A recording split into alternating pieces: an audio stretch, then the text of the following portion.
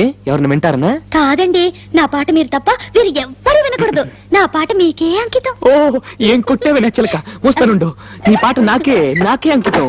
Okay, ఏది పాడు.